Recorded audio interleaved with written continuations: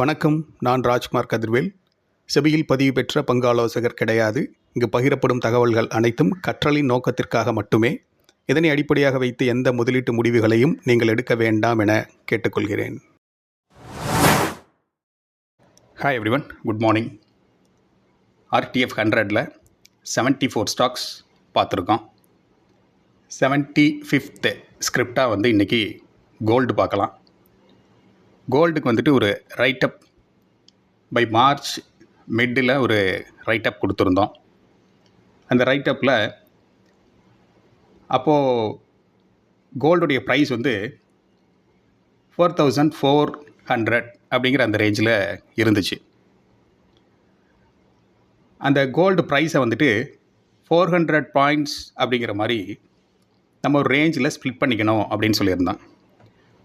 4100 ருபீஸ்லேருந்து 4500, 400னே வச்சுக்கலாம். 4000லேருந்து 4400, அப்புறம் அதுக்கப்புறம் ஒரு 400 பாயிண்ட்ஸ் 4500லேருந்து 4800, அதுக்கப்புறம் 4900லேருந்து 5200 அப்படிங்கிற அந்த 3 ஜோனாக பிரிச்சுக்கலாம் அப்படின்னு சொல்லியிருக்கு.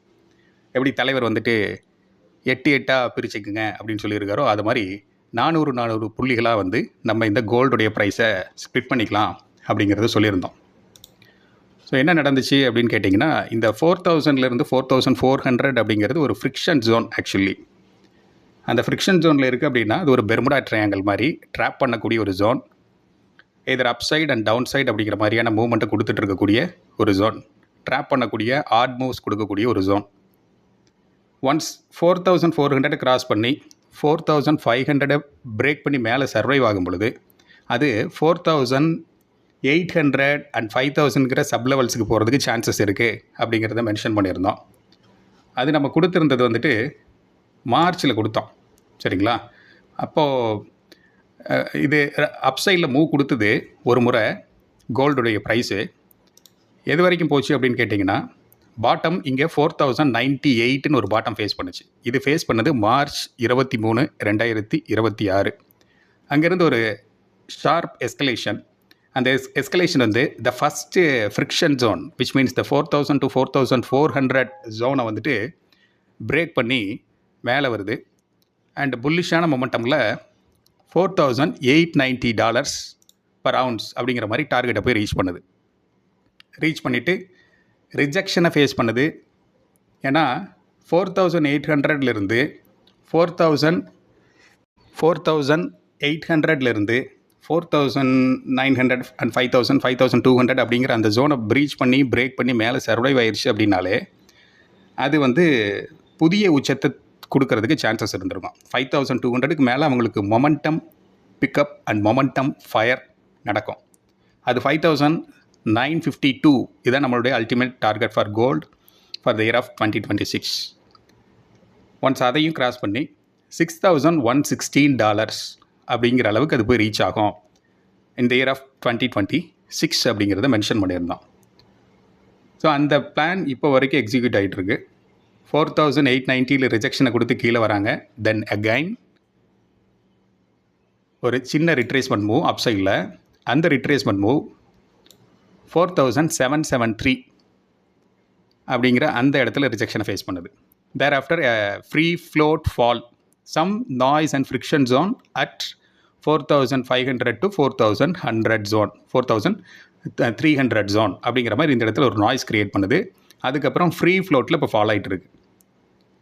இந்த நேச்சர் கோல்டில் நடக்கும் அப்படிங்கிறத ஒரு ஹாரோஸ்கோப்பே நம்ம தயார்படுத்தி எழுதி வச்சுருந்தோம். அந்த ரைட்டப்பை நான் அப்பப்போ ஷேர் பண்ணிகிட்டே இருக்கேன், ஹைலைட் பண்ணி காட்டிகிட்டே இருப்பேன். பட் குரூப்பில் இந்த ரெஸ்பான்ஸ் அப்படிங்கிறது சுத்தமாக இருக்காது. I want bother about that. Actually இதை பண்ணுறதே உங்களுக்காகவும் எங்களுக்காக தான் பண்ணுறது. மற்றவாளை பற்றி நமக்கு கவலை இல்லை. அவங்களுக்கு தேவையான அவங்க பார்க்க போகிறாங்க. There are n number of opportunities and options are there to make good money. சும்மா நிஃப்டியே கட்டின்டாலணுங்கிற அவசியம் கிடையாது. சும்மா பேங்க் நிஃப்டியே பார்த்துட்டு இருக்கணுங்கிற அவசியம் இல்லை. சென்செக்ஸையே பார்த்துட்டு இருக்கணுங்கிற அவசியம் இல்லை. There are lot of opportunity to make quick money in crude, gold and silver. Asset class, we have knowledge, we have trade plans, we have the levels. We can go with the flow, no? அந்த மாதிரி யாரும் approach பண்ணுறதில்ல. அவங்கள பொறுத்த வரைக்கும் அவங்களுக்கு தெரிஞ்சது குதிரைக்கு இது கட்டின மாதிரி அதை ஒரு பக்கமே பார்த்துட்டு ஓடுவாங்க. So that's not a problem, விட்டுருவோம் அதை. பட் நான் உங்களுக்கு ஒரு லிஸ்ட் ஒன்று அனுப்புகிறேன். க்ரூடில் என்னென்ன ஆப்பர்ச்சுனிட்டிஸ் இருக்குது, அண்டு கோல்டில் என்னென்ன வேரியேஷன்ஸ் இருக்குது. ஐ மீன் கான்ட்ராக்ட்ஸ், வேரியஸ் கான்ட்ராக்ட்ஸ் கோல்டில் என்ன இருக்குது, அதுவே வந்துட்டு சில்வரில் வேரியஸ் கான்ட்ராக்ட்ஸ் என்ன இருக்குது, மினிமம் ரிஸ்கில் எப்படி மேக்ஸிமம் வந்துட்டு ப்ராஃபிட் எடுக்கிறது அப்படிங்கிறத பற்றி நான் உங்களுக்கு ஒரு லிஸ்ட்டு நான் வந்து அனுப்புகிறேன். இது எஸ்பெஷலி இந்த RTF 100 CM90 ப்ரோக்ராமில் ஜாயின் பண்ண அந்த குரூப்பில் மட்டும்தான். வை? பிகாஸ் நம்ம அந்த ஒரு ஃப்ரீ ஃப்ளோவில் அது எல்லாத்தையும் கொடுக்கும்போது அதுக்கான மரியாதையே எடுக்கிறது இல்லை. அதனால தான் தூக்கி நான் கமாடிட்டி நெக்ஸஸ்னே தனியாக ஒரு குரூப்பை ஃபார்ம் பண்ணிவிட்டு இந்த ஃபீனிகேஜில் ஷேர் பண்ணுறதை அவாய்ட் பண்ணிட்டேன். Fed up, actually totally fed up. அவங்க அது லேர்ன் பண்ணிக்கிற முயற்சியும் கிடையாது. They don't have any gratitude. Actually learn பண்ணுங்கிற ஆர்வமும் கிடையாது. They need some tips to make quick money. They won't survive in the market. I'm sure about it. Learn பண்ணணும், gratitude கொஞ்சமாவது இருக்கணும். இருந்ததுனால தான் சர்வைவ் ஆக முடியும். சரி, அதில் என்னென்ன வேரியஸ் கான்ட்ராக்ட்ஸ் இருக்குது அப்படிங்கிறத நான் ஷேர் பண்ணுறேன். இப்போது க்ரூடு மினி இருக்குது, கோல்டு மினி இருக்குது, கோல்டு பெட்டல் இருக்குது, கோல்டு 10 இருக்குது, சில்வர் மினி இருக்குது, சில்வர் மைக்ரோ இருக்குது. கோல்டு அப்படிங்கிறது வந்துட்டு ஒரு ஃப்யூச்சர்ஸில் போய் நீங்கள் ஷார்ட் பண்ணியிருந்தீங்க அப்படின்னா by April 1st week, April 7th ஒரு வீடியோ போட்டிருக்கோம். மொத்தமே 78 பேர் பார்த்துருக்காங்க, 6 பேர் லைக் போட்டிருக்காங்க. அதில் 2 பேர் என் டீமில் இருந்து லைக் போட்டிருக்காங்க. அவ்வளோதான் அதோடைய இது கிடச்சிருக்க response. But step by step நம்ம அதை எக்ஸ்பிளைன் பண்ணியிருக்கோம். என்ன நடக்கும், எங்கெங்கே என்ன நடக்க சான்சஸ் இருக்குது, என்னென்ன அசட் கிளாஸில் எப்படி நடக்கும் அப்படிங்கிறத சொல்லியிருக்கோம். பட் த ரெஸ்பான்ஸ் இஸ், ஐ மீன், அது சொல்லவே தேவையில்லை. Fed up actually. அது போட்டோம். இப்போ இந்த கோல்டு ஃபியூச்சர்ஸில் நம்ம ஷார்ட்டிங் போயிருந்தோம் அப்படி இருந்தால், லெவல்ஸை ஃபாலோ பண்ணி போயிருந்தாவே இந்த 45 days அண்ட் 60 days ட்ரேடிங் செஷன்ஸில் நீங்கள் குறைஞ்சது 30,54,000 நீங்கள் கெயின் பண்ணியிருப்பீங்க. இல்லை ஒரே ஒரு டைரெக்ஷன் மட்டும் நீங்கள் ஃபாலோ பண்ணியிருந்தா கூட இந்த 45 daysல உங்களால் 9.5 லட்சம் 9.5 lakhs நீங்கள் கெயின் பண்ணியிருக்க முடியும். ஏன்னா அப்போது 1,57,927 மார்க்கெட் கீழே விழுது. நம்மளுடைய கோல்டு 1,57,927 1,47,900 வரைக்கும் இப்போ வந்து விழுந்தாச்சு. 800 வரைக்கும் விழுந்தாச்சு. Almost 1000 rupees. ஒரு கோல்டு வந்து நீங்கள் ஒரு ஃபியூச்சர்ஸ் நீங்கள் ஷார்ட் பண்ணணுன்னா 14.5 லட்சம். அப்படி ஷார்ட் பண்ணியிருந்தால் உங்களுக்கு வந்திருக்கக்கூடிய கெயின் மட்டுமே 9.5 லட்சம். சரிங்களா? ஆனால் அந்த ஏன்னா 1 kg 100 grams இன்ட்டு 10 இப்போ 1000 வந்துடுது. டிஃப்ரென்ஸ் பார்த்தீங்கன்னா கிட்டத்தட்ட 9,300. இப்போ 9,300 இன்ட்டு 1000 rupees போடுங்க. ஆல்மோஸ்ட் 9,30,000 9,50,000 அப்படிங்கிற அளவுக்கு வந்துடுது. ப்ராஃபிட் மட்டுமே ஃபியூச்சர்ஸில் ஸ்டார்ட் பண்ணியிருந்தேன். சார் என்ன சார் பேசுகிறீங்க நீங்கள்? 14.5 லட்சம் 15 லட்சம் வச்சுருந்தா நான் வந்துட்டு இது பண்ணிக்கிறேன். நான் அந்தளவுக்குலாம் என்னால் ரிஸ்க் எடுக்க முடியாது சார் இந்த மார்க்கெட்டில். என்ன விளையாடுறீங்களா? இருக்கிறத விட்டு நான் எங்கே போகிறது? நான் இல்லை என்கிட்ட அந்தளவுக்கு ஃபண்ட் இருக்குன்னு நீங்கள் நினச்சிட்டு இருக்கீங்களா? உங்களுக்காகத்தானே இந்த மாதிரி ஆப்பர்ச்சுனிட்டிஸ். அடுத்து கோல்டு மினின்னு ஒன்று கொடுத்துருக்காங்க, அப்புறம் கோல்டு பெட்டல் அப்படின்னு ஒன்று கொடுத்துருக்காங்க, கோல்டு 10ன்னு சொல்லி கொடுத்துருக்காங்க. 1 கிலோவில் தான் நீங்கள் ட்ரேட் பண்ண அவசியம் இருக்கா? 10 கிராமில் பண்ணலாம்ல, 8 கிராமில் பண்ணலாம்ல, 1 கிராமில் பண்ணலாம்ல. ரொம்ப ரிஸ்க்கு கம்மி தானே அந்த இடத்துல. ஒரு லாட் வாங்குறதுக்கு ரொம்ப பெருசாக இருக்காது அது. அப்போது அது அந்த மாதிரிலாம் ஆப்பர்ச்சுனிட்டிஸ் இருக்குது. இதை தெரிஞ்சிக்கிறது இல்லை த ட்ரேடர்ஸ். அதே போல் சில்வர் நமக்கு தெரியுது டார்கெட் இது எங்கே போகுன்ட்டு. It is about to cut $61. Thereafter நேற்று 1 மணி நேரம் அந்த டீப் அனாலிசிஸ் பண்ணியிருக்கோம். How many of you going to utilize that the analysis அப்படிங்கிறது ஒரு கொஷினாக நம்மளை கேட்டுக்கிறதா இருக்குது. சரிங்களா?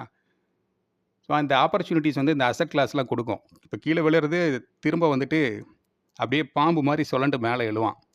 ஆனால் ஒரே ஒரு விஷயத்தை மட்டும் நீங்கள் தெளிவாக புரிஞ்சுக்கணும். க்ரீட் ஃபேக்டர் மட்டும் வச்சுட்டு பண்ணக்கூடாது. நான் 30 லட்சம் 40 லட்சம் 15.5 லட்சம் 16 லட்சம்லாம் பேசுகிறதெல்லாம் வந்துட்டு நீங்கள் பெருசாக அதை வந்துட்டு மைண்டில் க்ரீட் ஃபேக்டரில் பார்க்காதீங்க. இந்த மாதிரியான opportunities, numerous opportunities, number of opportunities are there. வந்துக்கிட்டே தான் இருக்கும் மார்க்கெட்டில். ஷார்ட் சைடில் வரும், லாங்கில் வரும். அதை எடுத்து பண்ணுறதுக்கு நம்ம பழக்கப்படுத்திக்கணும் அப்போ பழகணும். பழகிறதுக்கு எடுத்தோடனே 15 லட்சத்தை வச்சு தான் பழகணுங்கிற அவசியம் இல்லை. நேற்று க்ரூட் ஆயில், அதில் வந்து உங்களுக்கு க்ரூட் ஆயில் வந்து நீங்கள் ஒரு லாட்டு நீங்கள் ஷார்ட் பண்ணாலும் சரி, லாங் போனாலும் சரி, ஒரு 2.5 லட்சத்துலேருந்து 2.25 லட்சம் வேணும் ஃபியூச்சர்ஸில். தீட்டா டிகே கிடையாது. அதனால் ஒரு 100 பாயிண்ட்ஸ் கேட்ச் பண்ணிங்கன்னா கூட you can make some decent money. ஒரு 10,000 ருபீஸ் அப்படிங்கிறது நீங்கள் கெயின் பண்ணிவிட்டு end of the day close பண்ணிக்கலாம். நம்ம ரைட்டப்பில் கூட மென்ஷன் பண்ணியிருந்தோம். நேற்று கூட அந்த ரைட்டப் மென்ஷன் பண்ணியிருந்தோம். அந்த லெவல்ஸ் எக்ஸ்ட்ராக்ஷன்ஸ் அங்கே கொடுக்குறது எதுவுமே கால்ஸ் கிடையாது. அதனால தெளிவாக நீங்கள் புரிஞ்சுக்கணும். ஃபர்ஸ்ட் ஆஃப் ஆல் நீங்கள் லேர்ன் பண்ண தான் வந்திருக்கீங்க. லேர்னிங்கை சரியாக முடிச்சுட்டு அதுக்கப்புறம் ஏர்னிங் போகும்போது நீங்கள் அந்த நாலேஜை நீங்கள் பயன்படுத்திக்கலாம். நான் இங்கே என்கரேஜ் பண்ணுறது கிடையாது. பட் நீங்கள் சைக்கிள் ஓட்ட பழகணுன்னா சைக்கிளை நீங்கள் வாடகைக்கு எடுத்து தான் ஆகணும். அப்போ நீங்கள் ரிஸ்க்கை மினிமமாக வச்சு நீங்கள் லேர்ன் பண்ணிக்கோங்க. லேர்ன் பண்ணும்போதே கேபிட்டலில் அதிகம் உள்ளே போட்டு தொலைச்சிடாதீங்க அப்படிங்கிறத நான் அடிக்கடி சொல்லிகிட்டே இருப்பேன். நாங்கள் பயப்படுறது அதுக்காக தான். இந்த 1 லாட்லேயே போங்க அப்படின்னு சொல்கிறது அதுதான். நீங்கள் பாட்டுக்கு டக்குன்னு வந்துட்டு ஒரு 10 லாட் 20 லாட் 30 லாட்டுன்னு எடுத்துகிட்டு அந்த இடத்துல ஒரு கான்சிக்வன்சஸ் நீங்கள் ஃபேஸ் பண்ணுறீங்க. ட்ரேட் மேனேஜ்மெண்ட் அந்த இடத்துல 1 லாட் எடுத்து 5 லாட் எடுத்து மேனேஜ் பண்ணுறதுக்கும் 50 லாட் எடுத்து மேனேஜ் பண்ணுறதுக்கும் நிறைய டிஃப்ரென்ஸ் இருக்குது. ப்ரெஷர் மைண்டில் ஏறும் அந்த இடத்துல. அடி வயிற்றில் வந்து ஒரு ஆசிட் சுரக்கும். அப்போது அதை மேனேஜ் பண்ணுறதுக்கான கேப்பபிலிட்டி நம்ம வளர்த்துக்கணும். எடுத்த உடனே ஜிம்மில் போன முதல் நாளே வந்துட்டு ராடில் வந்து ரைட் சைடில் வந்துட்டு ஒரு 50 கிலோவையும் லெஃப்ட் சைடில் ஒரு 50 கிலோவையும் போட்டோம்னா அடுத்த நாள் அட்மிட் ஆகிருப்போம் ஹாஸ்பிட்டலில் அதே நாளில். அதை கொஞ்சம் கொஞ்சமாக தான் ஆட் பண்ண முடியும். ஒரு 5 கேஜிஸ் அப்புறம் 10 கேஜிஸ் அப்புறம் 15 கேஜிஸ் அதில் ஒரு கன்சிஸ்டண்டான ப்ராக்டிஸ் எடுத்ததுக்கு அப்புறம் தான் அவர் வந்துட்டு அடுத்த ஹையர் லெவல் ஆஃப் வெயிட்டுக்கெல்லாம் போவார். லிஃப்ட் பண்ணுறதுக்கு பெஞ்ச் ப்ரெஸ் போட்டாலும் சரி, செஸ்ட்டுக்கு போட்டாலும் ஷோல்டருக்கு போட்டாலும் சரி அந்த வெயிட். அப்போ இது எல்லாத்துக்கும் ப்ராக்டிஸ் தேவை. அதனால் 1 லாட்டில் நீங்கள் போங்க. லேர்ன் பண்ணும்போது காசை இழந்துடாதீங்க. கற்றுக்கும் போது கீழே விழுவோம், மேலே விழுவோம், காயம் போடும், எல்லாம் நடக்கும். அதே மாதிரி தான் இங்கேயுமே இந்த விஷயத்தை நம்ம சொல்லுவோம். ஒன்ஸ் நீங்கள் அதை ப்ராக்டிஸ் அண்ட் மாஸ்டர் ஆகிட்டீங்க அப்படின்னா you can increase your position size. கொஞ்சம் கொஞ்சமாக கிராஜுவலாக இன்க்ரீஸ் பண்ணலாம். ஒரே நாளில் கோடீஸ்வரன் ஆகணும் அப்படின்னு நினச்சிறதுலாம் வேலை கேட்காது. அந்த மாதிரிலாம் இங்கே எல்லாம் எதுவுமே கிடையாது. ஒரு சாரர் வந்து இந்த பங்குச்சந்தையை வந்துட்டு கேம்பிளிங்னு ஒன்று சொல்லிட்டு இருப்போம். இன்னொரு சாரர் வந்து இந்த பங்குச்சந்தையை வந்து பார்த்தீங்க அப்படின்னா ஒரு அக்ஷய பாத்திரம் அப்படிங்கிற மாதிரி டீல் பண்ணி இருக்கக்கூடிய பர்சனாக இருப்பாங்க. இந்த கேம்பிளிங் அப்படின்னு பார்க்குறவங்க அவங்க கேம்பிளராக இருக்காங்க. அதனால் இந்த ஸ்பாட் அவங்களுக்கு கேம்பிளிங்காக தெரியுது. இது வியாபாரம் அது. அப்போ அதுக்கேற்ற மாதிரி டாக்டிக்ஸ் அண்ட் அந்த மூவ்ஸ் எல்லாம் தெரிஞ்சு வச்சுருக்கணும்.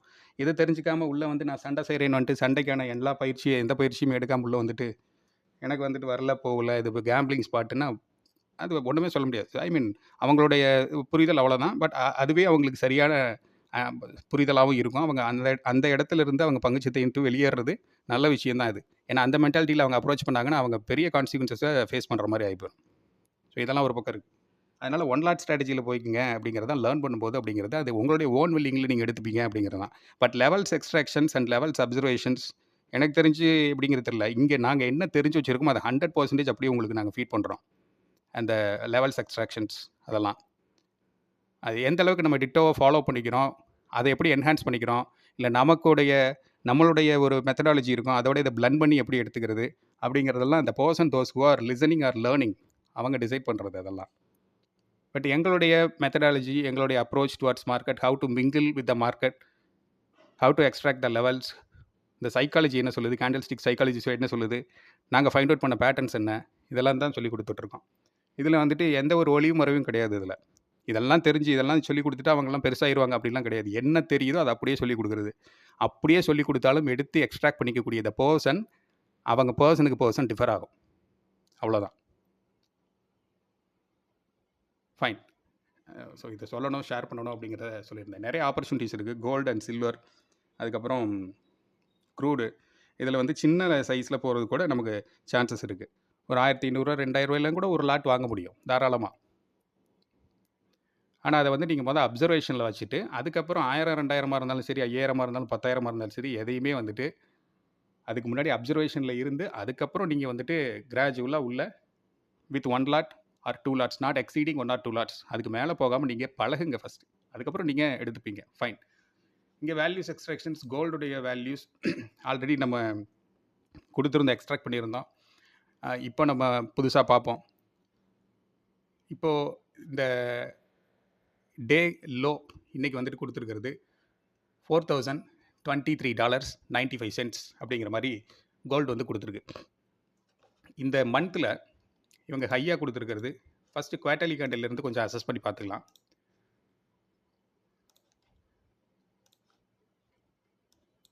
மந்த் ஒரு பேரிஷான ஒரு மந்த்தாக இருக்குது. சரிங்களா, கேண்டிலில் பார்த்தீங்கன்னா ஒரு பேரிஷான மந்த்தாக இருக்குது. இந்த மந்தோடைய ஹை வந்து 4537.870 ஓப்பன் $4,537. ஹை வந்து $4,546. கிட்டத்தட்ட ஓப்பன் ஹை இது ரெண்டுக்குமே ஒரு $10 மட்டும் தான் டிஃப்ரென்ஸ். அங்கேருந்து ஒரு பேரிஷான நோட்டில் இப்போ கீழே விழுந்துட்டு இருக்காங்க. 4,546லேருந்து இப்போ வந்து ஒரு $500 நிஃப்டி இழந்திருக்கு. நம்ம ஏப்ரல் 7th ஒரு வீடியோ ஒன்று போஸ்ட் பண்ணியிருந்தோம். தங்கம் விலை உயருமா அப்படின்னு சொல்லி ஒரு வீடியோ ஒன்று கொடுத்துருந்தோம். அந்த கண்டென்ட்டில் இந்த மாதிரி ஏர்லி மார்னிங் செஷனில் டீட்டெயில்டாக பேசியிருந்தோம். அப்போ வந்துட்டு $4,890 அதில் டவுன் சைட் டார்கெட் இனிஷியேட் பண்ணுறோம். 4,098 cut பண்ணுறச்ச we can expect a quick fall towards $3,750 $3,690. அங்கேருந்து ஒரு 60 to 70% புல்லிஷான நேச்சரில் அப்சைடில் ரிவர்சல் ஆக சான்சஸ் இருக்குது, குயிக் ரிவர்சல் அப்படின்ட்டு. அதே அந்த குயிக் ரிவர்சல் நடக்கும் பொழுது ப்ரீவியஸாக எதெல்லாம் ரெசிஸ்டன்ஸாக சப்போர்ட்டாக இருந்துச்சோ அதெல்லாம் அப்போ ரெசிஸ்டன்ஸ் ஆக்ட் ஆகும். விச் மீன்ஸ் 4,098 அப்படிங்கிறது ஒன்ஸ் அதுக்கு கீழே சர்வைவ் ஆகி 4,000 கட் பண்ணி கீழே போகிறச்ச அது 3,800லேருந்து 3,700, இன்னும் கொஞ்சம் நேரோ பண்ணி சொல்லணும் அப்படின்னா $3,750லேருந்து $3,690 எக்ஸாக்டாக அந்த இடத்துல வந்து உங்களுக்கு என்ன ஆகும், ஒரு ரிவர்சல் ஆக சான்சஸ் இருக்குது. இந்த குயிக் ரிவர்சல் ஆக சான்சஸ் இருக்குது. அந்த குயிக் ரிவர்சல் நடக்கும் பொழுது அப்சைடில் 4,098 அப்படிங்கிறது ஒரு ரெசிஸ்டன்ஸாக ஆக்ட் ஆகும். அதுக்கடுத்து 4,170 அப்படிங்கிற ஒரு லெவல் ரெசிஸ்டன்ஸ் ஆக்ட் ஆகும். அதுக்கடுத்து 4,222 அப்படிங்கிற ஒரு லெவல் ரெசிஸ்டன்ஸ் ஆக்ட் ஆகும். அடுத்து $4,289 ரெசிஸ்டன்ஸ். ஒன்ஸ் 4,289க்கு மேலே சர்வைவ் ஆகுது அப்படின்னா அவங்க ஃபர்தராக அந்த 4,500 அண்டு 546 அப்படின்னு சொல்லி இந்த ரன்னிங் மந்தில் கொடுத்துருக்கக்கூடிய ஹை இந்த லெவலுக்கு நடுவில் வந்து டான்ஸ் ஆடிக்கிட்டு இருக்கோம். ஸோ இந்த நேச்சர் கம்மிங் டேஸில் நடக்க சான்சஸ் இருக்குது. அது எப்படி அப்படிங்கிறது பார்க்க போகிறோம். அண்ட் மந்த்லி டைம் ஃப்ரேமில் வச்சுருக்கேன். இந்த கேண்டில் ஸ்டிக்கை பார்த்தீங்க அப்படின்னா ஒரு லாங் பேரிஷ் கேண்டில். அதுக்கு முன்னாடி இந்த டார்கெட் வந்து ஜான்வரியில் எக்ஸலண்ட்டாக வந்து ரீச் ஆனாங்க. யார்? இந்த கோல்டை விட சில்வர் அதை விட பயங்கரம். $121 போய் ரீச் ஆனாங்க. $48 $121. நேற்று தான் அதை பற்றி கிளியராக 1 hour வீடியோ பார்த்துருக்கோம். அது எங்கே டவுன் ட்ரெண்டில் போய் ரீச் ஆகுது அப்படிங்கிற டார்கெட் அதோடைய ஹாரோஸ்கோப் டீட்டெயில்டாக எடுத்து வச்சுருக்கோம். $5,598 அப்படிங்கிறது கோல்டு ஹையாக கொடுத்துச்சு. Thereafter a quick fall towards எது வரைக்கும் வராங்க? $4,400 ப்ராஃபிட் புக்கிங். அதுக்கப்புறம் $4,098. சரிங்களா, இந்த இடத்துல க்ளோஸ் வச்சு மேலேயே போயிருக்காங்க. இந்த பிப்ரவரி மந்தில் க்ளோஸ் வைக்கும் பொழுது உங்களுக்கு $5,278 அப்படிங்கிறது க்ளோஸ் வச்சுருக்காங்க. அங்கேருந்து எஸ்கலேட் ஆகி டார்கெட்டாக போயிட்டு 5,419 சும்மா ஒரு $150 கெயின் பண்ணிவிட்டு அங்கேருந்து fresh free float fall. Thereafter again a quick reversal, retracement move கொடுத்ததுக்கப்புறம் ரொம்ப சாப்பியான நேச்சரில் லாஸ்ட் 3 months ஜான்வரி பிப்ரவரி மார்ச்சில் ஒரு ரொம்ப சாப்பியான நேச்சர் கோல்டில் அசெட் டைவர்சிஃபிகேஷன் நடந்துகிட்டு இருக்குது. டீரிஸ்கிங் நடக்குது. சரிங்களா, தேர் ஆஃப்டர் அந்த சாப்பியான ரொம்ப பயங்கரமான ஒரு வலைட்டல் மூவ் இருந்தது இல்லையா, இந்த மூவ் வந்து அதை டைஜஸ்ட் பண்ணுறதுக்கு அடுத்த 2 மாதத்தை எடுத்துக்கிச்சு. அதனால தான் அந்த கேண்டில் ஸ்டிக் உங்களுக்கு பார்க்குறதுக்கு ஸ்பின்னிங் டாப் மாதிரி இருக்குது. அதோடைய ரேஞ்ச் சைஸ் வந்து பார்த்தீங்கன்னா ப்ரீவியஸ் 3 months கம்பேர் பண்ணும்போது ரொம்ப கம்மியாக இருக்குது. சரிங்களா, இந்த மாதிரி ஒரு டீப் சைலன்ஸ் அப்படிங்கிறது ஒரு பெரிய தண்டர் வரப்போகுது.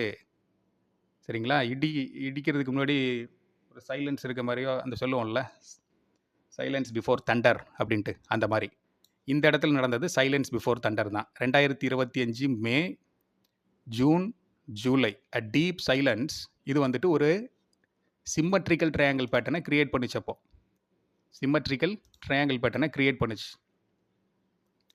அதுக்கப்புறம் ஒரு டிசிசிவான பிரேக் அவுட் கொடுத்தாங்க. எக்ஸலண்ட்டான பிரேக் அவுட். இந்த மொமெண்டமுக்காக வெயிட்டிங். கிட்டத்தட்ட $1,400 கோல்டு ட்ரேஸ் பண்ணிகிட்டு இருக்கோம். வீடியோவாக நம்மக்கிட்ட கண்டென்ட்டே இருக்குது. சரிங்களா, அதோடைய ஜேர்னி த்ரூ அவுட் அதோடைய என்டையர் ஜேர்னியே நம்ம கையில் இருக்குது ஹிஸ்ட்ரி. அது எந்தெந்த இடத்துல எப்படி இப்படி ரியாக்ட் பண்ணியிருக்கு அப்படிங்கிறது. 2020 அக்டோபர் 2 வந்துட்டு இந்த சேனல் வந்து லான்ச் பண்ணுச்சு. அப்போ இருந்து gold, crude, dollar index, USD INR இதோடைய அத்தனை ஜாதகமும் மெயின்டைன் பண்ணி வச்சுருக்கோம். கிட்டத்தட்ட 1400 வீடியோ இருக்குது நம்ம சேனலில். இங்கே முன்னாடி ஹைலைட் பண்ணி காட்டி இருக்கிறது ஒரு 300 சேனல். மற்ற ரிசோர்ஸஸ் எல்லாம் இருக்குது. அதோடைய பேக் அண்ட் டேட்டாவும் நம்ம எடுத்து வச்சுருக்கோம். இதையும் நம்புறது கிடையாது. எனி டைம் என்ன வேணாலும் நடக்கலாம். அதை எடுத்து வச்சுருக்கோம். பட் அது எல்லாமே எங்களுடைய ரிசோர்ஸ். இங்கே சார்ட்டில் பார்த்தா தெரிஞ்சு போயிரு என்ன வேல்யூஸ் இருந்துச்சுன்னு. அந்த வேல்யூஸில் எப்படி பிஹேவ் பண்ணியிருக்கிறதுங்கிறது நம்மக்கிட்ட தான் இருக்குது. இந்த இடத்துல வந்துட்டு ஒரு டீப் ஃப்ரிக்ஷன் ஜோனில் போச்சு. அதுக்கப்புறம் ஒரு break out, clear cut break out. $3,800-850 போய் ரீச் பண்ணுறாங்க. இந்த இடத்துல எவ்வளோ இருந்துச்சு அப்படின்னு கேட்டிங்கன்னா $3,400. இந்த ரேஞ்ச் வந்து $2,800 இங்கே இருந்திருக்கும். 2,800 இந்த ஃப்ரிக்ஷன் ஜோன் ஃபஸ்ட்டு. இந்த ஃப்ரிக்ஷன் ஜோன் பிரேக் பண்ணும்பொழுது $3,800. $3,800 பிரேக் பண்ணும்பொழுது $4,300, $500. thereafter $5,600 வந்தாச்சு. இது அடுத்த லெக் ஆஃப் ரேலிக்கு மூவ் ஆகும். கோல்டுடைய ப்ரைஸ் $5,952, $6,116 மீடியம் டேர்மில் எதிர்பார்க்கலாம். அதே லாங் டேர்மில் நீங்கள் பார்த்தீங்க அப்படின்னா $9,000, $9,500 போய் ரீச் ஆகும் கோல்டுடைய ப்ரைஸ். இப்போ கோல்டு ETF, சில்வர் ETF இதெல்லாம் பார்க்கணும் அப்படின்னு சொல்லிட்டு லாஸ்ட் வீக் நம்ம இனிஷியேட் பண்ணோம். ஏன்னா தெரியுது மார்க்கெட் சொல்லுது நாங்கள் கரெக்ஷன் ஆக போகிறோம், ஸ்டார்ட் பண்ண போகிறோம். அப்போ இந்த இடத்துல நம்ம வந்து வேல்யூஸ் எக்ஸ்ட்ராக்ட் பண்ணி வச்சுக்கிறோம். ETFல நம்ம ஆல்ரெடி இது பார்த்துட்டோம்னு நினைக்கிறேன். ETFல ஒரு இது மட்டும் முடிச்சிருக்கோம். அப்போ இந்த இடத்துல பார்க்கணும் அப்படின்னு சொல்லி மார்க்கெட் நமக்கு இன்ஸ்ட்ரக்ஷன்ஸை கொடுக்குது. அதனால் we have started to analyze ETF. எந்த இடத்துல நம்ம பாட்டம் ஃபிஷிங் பண்ணலாம், இல்லை எந்த இடத்துல எப்படி இன்வெஸ்டிங் ஸ்டார்ட் பண்ணலாம் அப்படிங்கிறத நம்ம பார்த்தோம். அது வந்ததுக்கப்புறம் உட்காந்து அனலைஸ் பண்ணிவிட்டு அதை வேல்யூஸ் எக்ஸ்ட்ராக்ட் பண்ணிகிட்டு இருக்கிற வேலையெல்லாம் டீம் RTFக்கு செட் ஆகாது. அதை நடக்குதுன்னா அதுக்கு முன்னாடியே ஒரு 6 மாதத்துக்கு முன்னாடியே ஒரு 3 மாதத்துக்கு முன்னாடியாவது குறைஞ்சது எடுத்து வச்சுருந்துருவோம். இது ரொம்ப திமிராகவே சொல்லிக்கலாம், ஒன்றும் தப்பே கிடையாது. ஏன்னா கொடுக்கக்கூடிய இன்புட் அந்த அளவுக்கு இருக்குது, பிளட் அண்ட் ஸ்வெட் அப்படிங்கிற மாதிரி இருக்குது. அந்த வேல்யூஸ் எக்ஸ்ட்ராக்ட் பண்ணுறதுக்கு எடுத்துக்கிறக்கூடிய மெனக்கெடுதல் எங்களுக்கு பிடிச்சி தான் நாங்கள் பண்ணிகிட்டு இருக்கோம். அதில் நாங்கள் காசும் சம்பாதிக்கவும் செய்கிறோம். ஃபைன். ஸோ இந்த ஃப்ரிக்ஷன் ஜோன் பிரேக் அவுட் கொடுத்து எக்ஸலண்ட்டான ஒரு upside move. Thereafter a deep correction. இந்த டீப் கரெக்ஷன் ப்ராஃபிட் புக்கிங்கோடு சேர்ந்து சைக்ளிக்கல் கரெக்ஷன் நடந்துட்டு இருக்கு. இந்த சைக்ளிக்கல் கரெக்ஷன் இப்போது $3,750, $3,690 அப்படிங்கிற அந்த ஜோனில் சப்போர்ட் எடுக்க சான்சஸ் இருக்குது. 70% அந்த இடத்துலேருந்து ரிவர்சல் ஆக சான்சஸ் இருக்குது. ஆர்எல்ஸ் அந்த இடத்துல ஒரு ஃப்ரிக்ஷன் கிரியேட் பண்ணிவிட்டு again one more panic fall அப்படின்னா அட் தி மேக்ஸ் இது எங்கே போய் ரீச் ஆக சான்சஸ் இருக்குது. $3,350 $3,300 அப்படிங்கிற அந்த வேல்யூஸில் போய் ரீச் ஆக சான்சஸ் இருக்குது. அதுக்கு கீழே விடுறதுக்கு வாய்ப்புகள் குறைவு. ஸோ 70% இந்த 3,750 690 எடுக்க சான்சஸ் இருக்குது. அதுக்கடுத்து ஒரு 25% உங்களுக்கு 3,350 $3,300 அப்படிங்கிற அந்த ஜோனில் சப்போர்ட் எடுக்க சான்சஸ் இருக்குது. அதுக்கு மேலே போகிறச்ச இல்லை அதுக்கு மேலே ஒரு 5% வச்சுருக்கோம் இல்லையா, அது லீஸ்ட்லேயும் லீஸ்ட் சான்ஸ் அப்படிங்கிற மாதிரி வச்சுருக்கோம். லீஸ்ட்லேயும் லீஸ்ட் சான்ஸ் அப்படிங்கிற மாதிரி வச்சுருக்கோம். 3,500 ப்ரீச் பண்ணும்பொழுது 3,350 $300 அப்படிங்கிறது டெஸ்ட் பண்ணுது. இந்த கேண்டலுடைய லோ என்ன? இந்த கேண்டலுடைய லோ வந்து $2,956. அது எப்போ கொடுத்துருக்கு? 2025 ஏப்ரல் மந்தில் கொடுத்துருக்கக்கூடிய லோ. 3,300 and 350 அப்படிங்கும்போது இட் மே டெஸ்ட் அரவுண்ட் 3,000 அப்படிங்கிறது. அதுக்கு வந்து 5% சான்சஸ் இருக்குது. 70% $3,750 $3,690. 25% the next least chance possibilities are there if there is any panic. It means we can expect a quick fall from there, a double strong quick reversal. எங்கே? $3,350 $300. இல்லை இந்த எக்ஸ்ட்ரீமாக கொஞ்சம் வந்துட்டு ஒரு ஜிட்டரி அண்டு இந்த கோல்டு இன்வெஸ்டர்ஸ் ஒரு ஷேக் out கொடுக்கணும், ஒரு கிக் அவுட் பண்ணணும் அப்படிங்கிற மாதிரி இருந்தால் they may use that third Astra which is the 5% லீஸ்டாக இருக்கக்கூடிய அந்த போர்ஷன், அது 3,000 அப்படிங்கிற சைக்கலாஜிக்கல் மார்க்குக்கு ட்ராக் பண்ண சான்சஸ் இருக்குது. இந்த ரேஷியோவில் தான் இருக்கும். இப்போ ஃபஸ்ட் லெவல்லேருந்து எடுத்ததுன்னா அதோடைய வேகம் இருக்கு இல்லையா, அது 100% அப்படின்னு வச்சுக்கோங்க. அதே செகண்ட் ஜோன்ல இருந்து ரிவர்சல் எடுக்குது அப்படின்னா, அந்த முதல் ஜோன்ல இருந்து என்ன வேகத்தில் எடுத்துச்சோ அதை விட டபுள் த ஸ்ட்ராங் வேகத்தில் போகும். நீங்கள் இமேஜினேஷனே பண்ண முடியாது, அந்த அளவுக்கு இருக்கும். அதுலேயும் தேர்டு இந்த செகண்ட் லீஸ்ட் சான்ஸ்னு சொல்லி ஒரு 5% சான்ஸ் வச்சுருக்கோம்ல, அந்த இடத்துல சப்போர்ட் எடுக்குதுன்னா, இந்த முதல்ல கொடுத்தது ரெண்டாவதுல கொடுத்தது பார்த்தீங்களா டபுள் ஸ்ட்ராங் வேகம், அது மாதிரி இது டபுள் ஸ்ட்ராங் வேகத்தில் போகும் இந்த ரிவர்சல். ஸோ இந்த coming days even on or before September 30th அப்படி கூட வச்சுக்கலாம். நீங்கள் இந்த கோல்டு வந்துட்டு ஒரு பாட்டம் ஃபேஸ் பண்ணோம், பாட்டம் அவுட் ஆகும். சரிங்களா? நம்மளுடைய கரன்சி நோட்டில் ஒரு வாசகம் எழுதியிருப்பாங்க, பார்த்துருக்கீங்களா? அது ரூபா நோட்டில், I promise to pay the bearer the sum of 500 rupees. I promise to pay the bearer the sum of 2000 rupees. I promise to pay the bearer the sum of 200 rupees அப்படின்னு போட்டு ஆர்பிஐ கவர்னர் சைன் பண்ணியிருப்பார். அந்த phrase, அந்த சென்டென்ஸுடைய meaning என்ன அப்படின்னு உங்களுக்கு தெரியுமா? அதோடைய மீனிங், இங்கே கரன்சி, நம்மளுடைய கரன்சிக்கு வந்துட்டு பேக் அண்ட் ஒரு ரிசர்வ் சிஸ்டம் ஒன்று இருக்குது. அந்த சென்டென்ஸில் சொல்லிவிட்டு சைன் பண்ணியிருக்கார் ஆர்பிஐ கவர்னர். எனக்கு இந்த ரூபா நோட்டு வேணாம் அப்படின்னு சொல்லி நீங்கள் ரிட்டர்ன் பண்ணுறீங்கன்னா, you can get a piece of gold, you can get some piece of gold. அதான் அதோடைய மீனிங். இதே யூஎஸ் கரன்சி வந்து ஃபியட் கரன்சி, அதில் வந்துட்டு அதை மென்ஷன் பண்ணியிருக்க மாட்டாங்க. நீங்கள் கொண்டு போய் இது எனக்கு வேண்டாம், உன் கரன்சி எனக்கு யூஸ் பண்ண இது இல்லை அப்படின்னு சொல்லி நம்ம கொடுத்தோம்னா, வாங்கி வச்சுட்டு போயிட்டு வாங்க தம்பின்னு அனுப்பிச்சிடுவாங்க. ஏன்னா அதில் எந்த லைபிலிட்டியும் கிடையாது.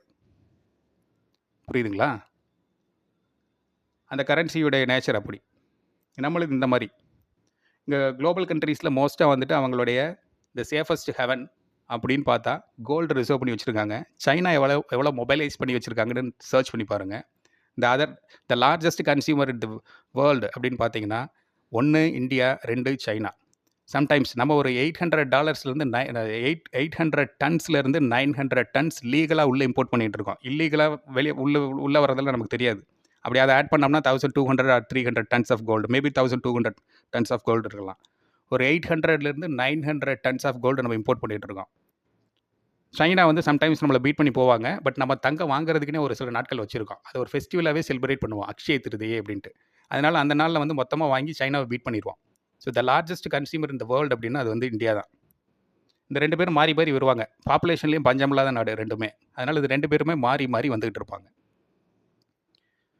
இப்போ நம்ம வச்சுருக்கக்கூடியது ஜிடிபி வேல்யூவில் நம்ம வச்சுருக்கக்கூடிய கோல்டு ரிசர்வ்ஸ் எவ்வளோ இருக்குது? ஃபாரெக்ஸ் ரிசர்வ்ஸ்னு சொல்லுவோம், ஃபாரின் எக்ஸ்சேஞ்ச் ரிசர்வ்ஸ், அந்நிய செலாவணி அப்படின்ட்டு.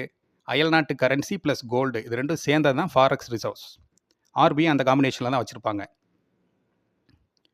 ஸோ தங்கத்தை விற்கிறதும் சரி, தங்கத்தை வாங்குறதும் சரி, இந்தியன் கரன்சியில் இம்பேக்டை கொடுக்கும். யூஎஸ்டி ஐஎன்ஆரில் தங்கத்தை நம்ம அதிகமாக இறக்குமதி பண்ணுறோம் அப்படின்னா யூஎஸ்டி ஐஎன்ஆர் டிப்ரிஷியேட் ஆகும்.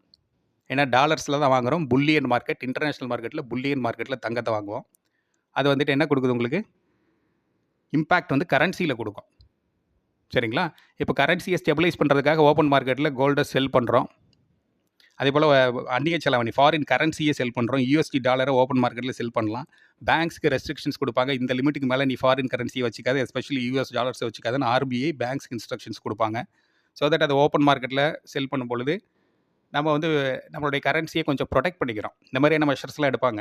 இந்த கம்மிங் டேஸில் ரொம்ப இம்பார்ட்டன்ட் ரோல் ப்ளே பண்ணக்கூடியது த சிஜிஎஸ், கோல்டு, அதாவது க்ரூடு, கோல்டு, சில்வர்.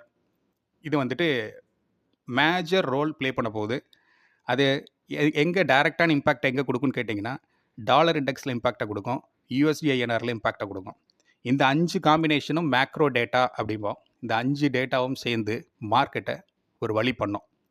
மேலே லிஃப்ட் பண்ணி விடுறதும் இவங்க தான், ட்ராப் பண்ணி கீழே இழுத்து கொண்டு போகிறதும் இவங்க தான்.